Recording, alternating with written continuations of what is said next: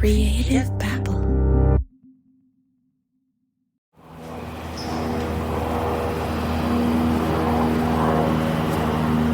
On August 27, 1980, sometime after 4 a.m., a twin-engine, 6-passenger aircraft was attempting to land in heavy fog at a small airport in northern Michigan, just off the coast of Lake Huron. The fog was so dense that during its descent, the aircraft struck the top of some trees, flipped over, and crashed.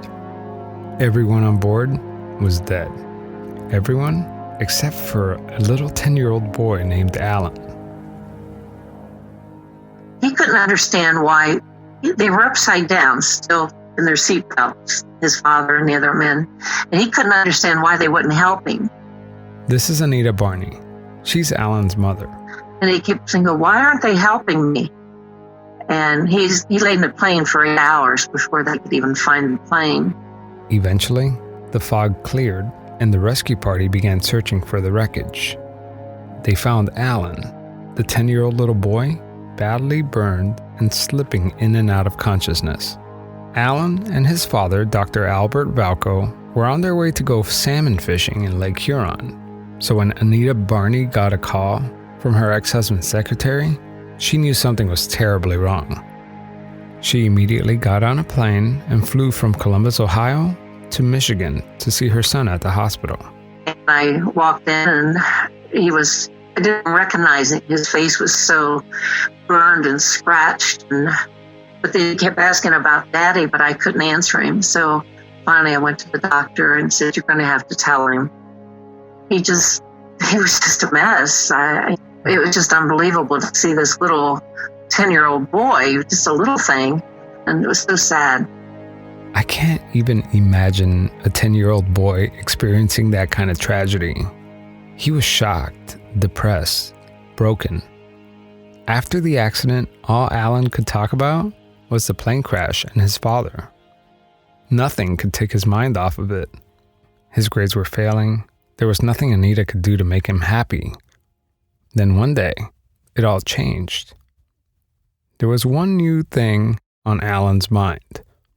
And it was the day he met his idol, Ohio State University quarterback, Art Schlichter.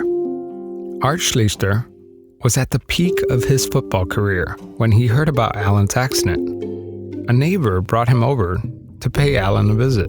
He couldn't believe that his idol from Ohio State, the quarterback, came out to see him personally and give him all these items. Because he did get my son out of that depression, that I felt I owed it to him, and because nothing else was working until Art came in. When I took him to school the next day, he was talking about football and Art, meeting Art. He was no longer talking about the plane crash, and the principal called to tell me that. Nice guy, right? Well, 30 years later, Art Schlichter will return into Anita's life, except this time, instead of bringing gifts, he's going to destroy her life. I'm Javier Leiva, and this is Pretend Radio. Stories about real people pretending to be someone else.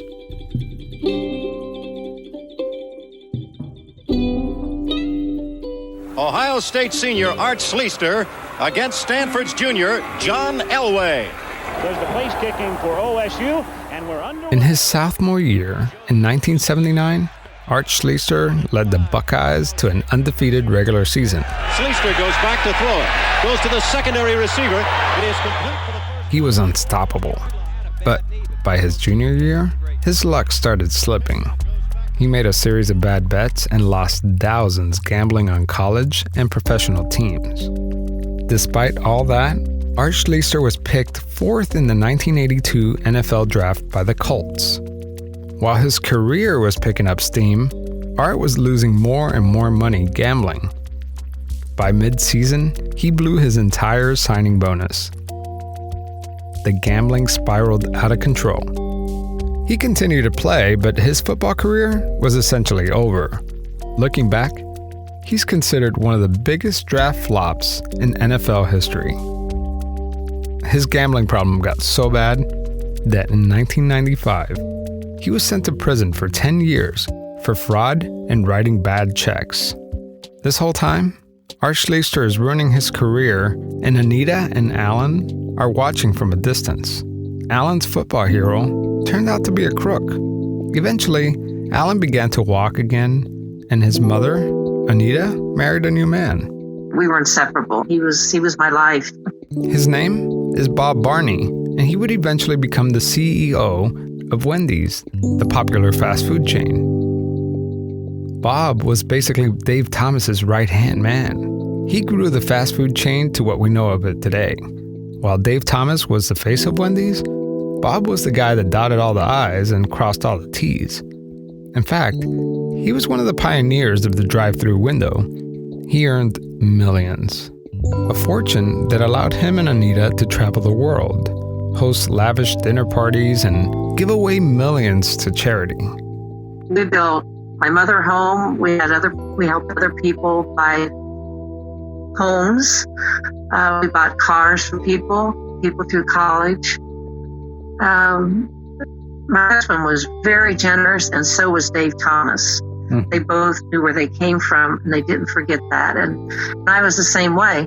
They lived the perfect life for 23 years, until Anita learned she had cancer and had to have an emergency hysterectomy. That was on Monday. On Tuesday, while visiting Anita at the hospital, Bob, her husband, starts complaining that he was in pain. On Thursday, they discharged Anita from the hospital. He came to get me. He said, my back's still hurting. And I said, well, why don't you go to urgent care? Take me home. And he did. He went to urgent care. They did some x-rays and said, you're going to have to go to the hospital tomorrow for some CAT scans. The next day, Bob goes to the hospital, and when he returns home, he sits down and says, well, I have the big C. And I said, oh, no, you don't. Bob, don't joke about that. He says, Anita, I do. And he was full of cancer. They hopped on the Wendy's corporate jet and flew him to the hospital in Columbus, Ohio. The following day, they opened him up to do some surgery and closed him right back up because he was full of cancer. So he died 3 months later. He was trying to teach me so much before he died. And one of the things, now you got to make sure the oils are okay in the car and these different things, and how to change a filter. Just all these different things to do. And it was really sad. We sit at the kitchen table and we would just hold each other. Yeah. And sitting in the kitchen chairs, we pulled real close and we'd hold each other and we'd just cry and cry. We couldn't help it. Yeah. And he said to me one time, and I love what he said to me. He says, you know what I'm going to miss most? I'm going to miss you so much. And it was just heartbreaking.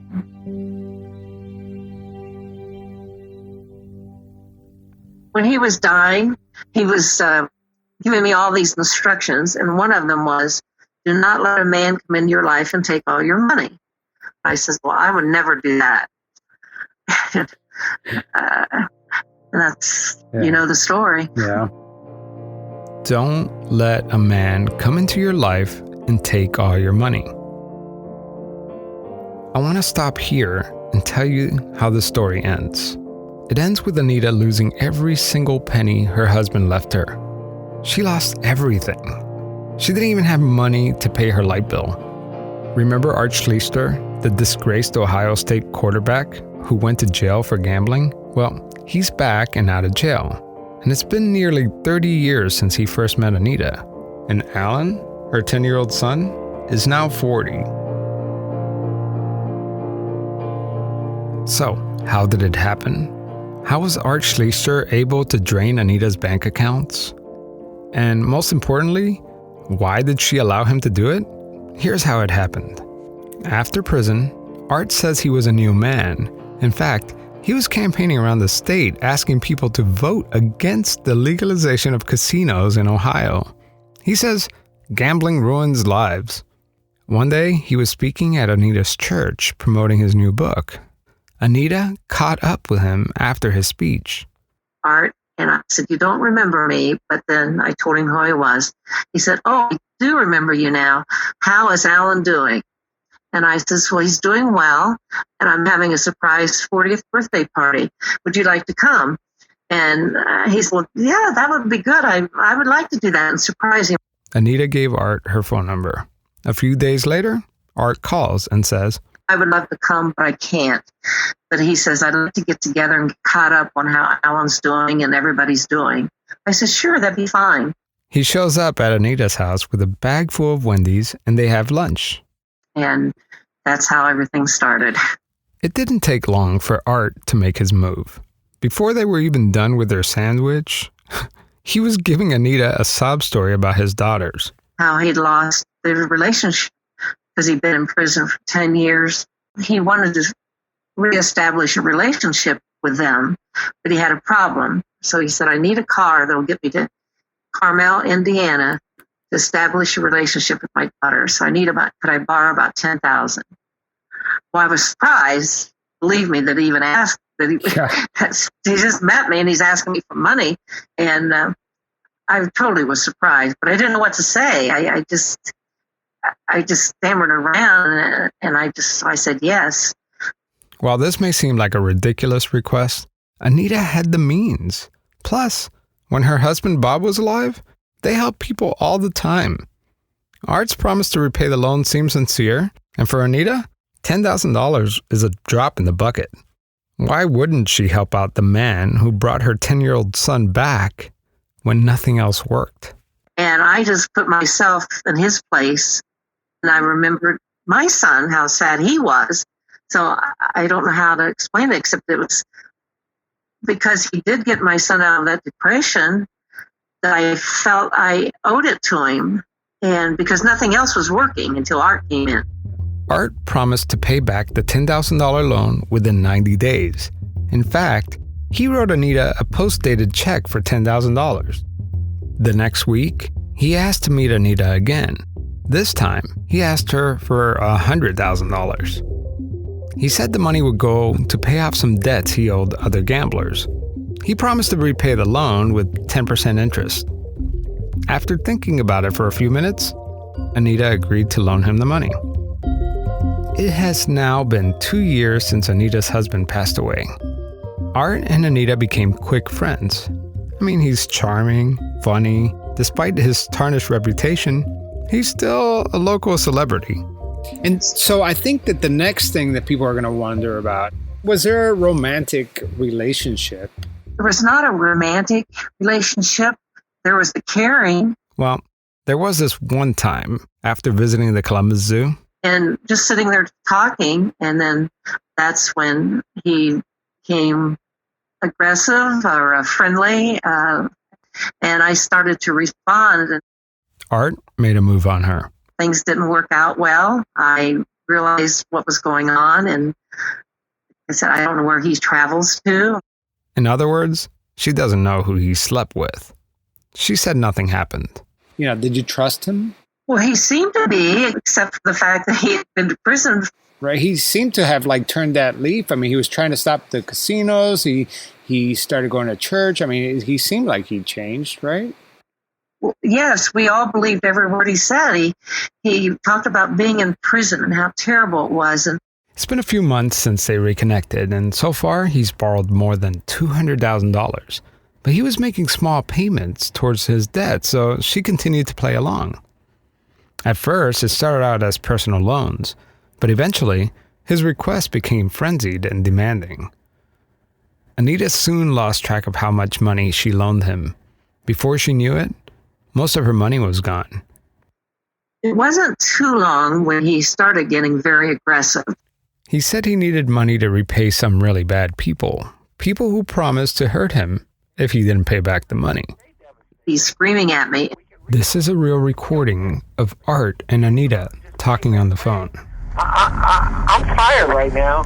I'll just take a break and just disappear. Well, that would be real sweet of you for all that I've done for you. Screaming at me. I'm trying to get this done, and you've got to work with me. So I never come and say, take money, get money, nothing like that. He felt that I was going to be out of there. I didn't want to go anywhere because I wanted to get my money back. So I was afraid that he would leave because he used to say, if you don't do this, I am going to leave town. You'll never see the money again. So, what was Art doing with all her money?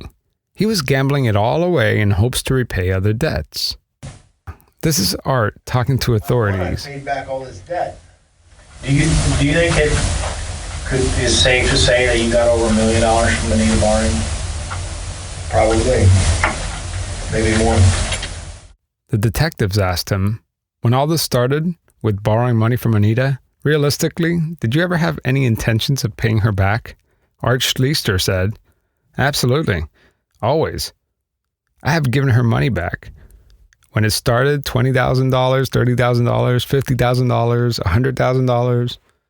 Around this time, what is the status of your finances? Like what's happening with your bank account now? Because he has you, right? Like he keeps asking for money. He keeps paying you a little bit here. But what's happening with your bank account? I don't have much money then. I had to ask him for money to pay the electricity, all the utilities. I was begging for money to pay the taxes because I didn't want to lose my home. And I was begging. So he would have to give me the money to pay all those. And I don't know where he was getting it, but he gave it to me. At any point in time, did you say, this is getting ridiculous? I had millions of dollars and now I'm struggling to pay the light bill. Like, why didn't you just say no at that point? Like, what kept you from saying no? I just needed my money back. I couldn't let my family know what had happened. And that's what kept me going. That's why I kept thinking, it's got to end. He's saying it's going to end. But it would never end. By now, Anita is completely broke. Art Schlichter has sucked her bank account dry. You would think at this point, he would move on to his next victim. But he doesn't, because what happens next is completely insane. Instead of rebuilding her life, Anita goes from being the victim of his con to an accomplice. What does she do? She starts stealing money from her friends. She rips them off. Here's detectives talking to Art Schlichter. Let me ask you this. These people that she contacted, are these just random people? They're friends. Or just... These people she contacted, were they just random people or friends? Art says, they're friends. Friends. I mean, basically take a list of friends and let's call this guy. That's it. Okay. Was that at your direction or is that who she wanted? No. The detective asked, was that at your direction or is that something she wanted?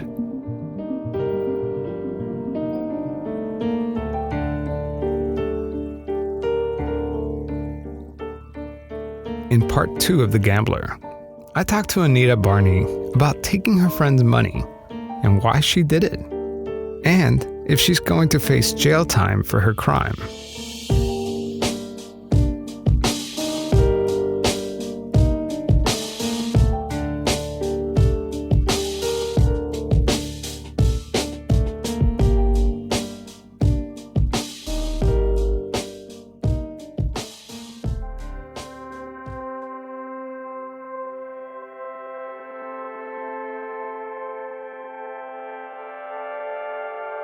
Hi, this is Hannah from the Film Rose podcast. Hi, I'm Jen. My name's Vanessa. Hi, my name is Stacy, and I listen to Our Americana because it reminds me how important community is. Because it tells us stories of people and places in small-town America that we'd never get to hear about anywhere else.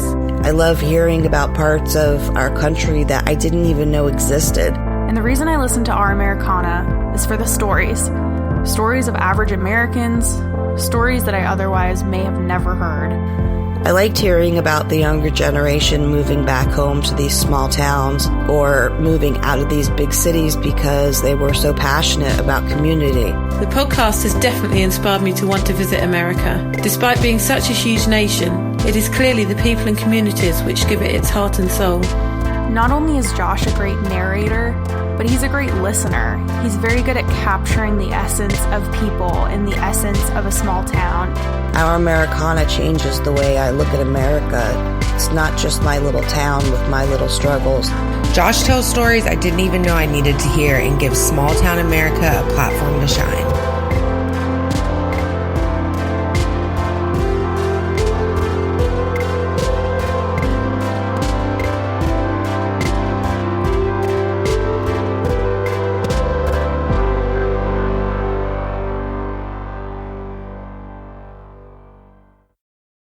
Hello, and welcome to a promo for Blood on the Rocks, a podcast on all things creepy, morbid, or otherwise dark. I'm your host, Art Schlichter. Join me and various guest hosts as we cover a whole load of subjects. We'll show you the world of serial killers, accidents, hauntings, black metal, and more. Find us on iTunes, Stitcher, and all those other fancy podcast platforms. Alcohol and profanity content may vary. Creative Babble.